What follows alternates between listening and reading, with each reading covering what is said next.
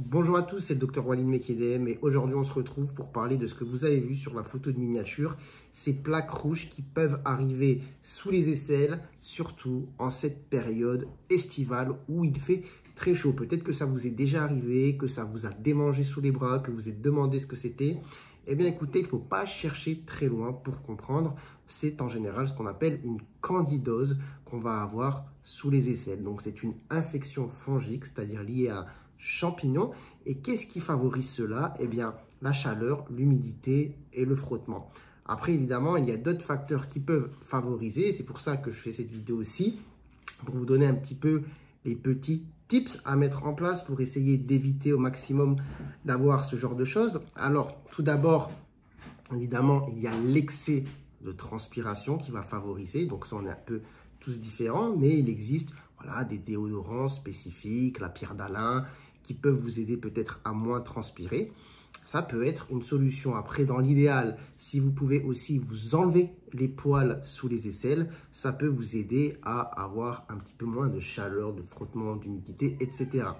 Par contre, pour enlever les poils, attention au rasage trop excessif, brutaux, au malmenage, j'ai envie de dire, de la peau sous les aisselles. Donc, il faut essayer de faire les choses de manière douce, sans se brutaliser et sans être trop non plus, excessif. C'est-à-dire, c'est pas parce que ça repousse un tout petit peu qu'il faut s'acharner dessus. Par contre, évidemment, si vous avez une touffe sous les bras, c'est pas le top, vous l'entendez.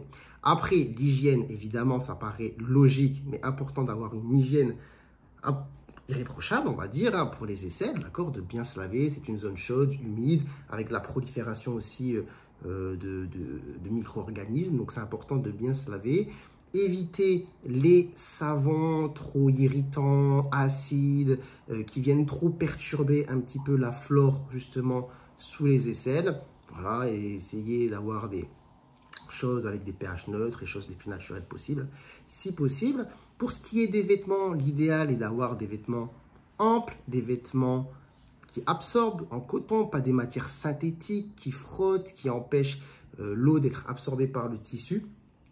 Et après, il existe des choses qui ne dépendent pas forcément de vous, mais qui peuvent favoriser justement l'apparition de ce genre de problème. C'est par exemple le diabète, surtout le diabète mal équilibré, qui va favoriser la prolifération de ce type d'infection. Et après, il y a aussi la prise de certains traitements qui vont baisser l'immunité, qui peuvent amener à ce genre de problème.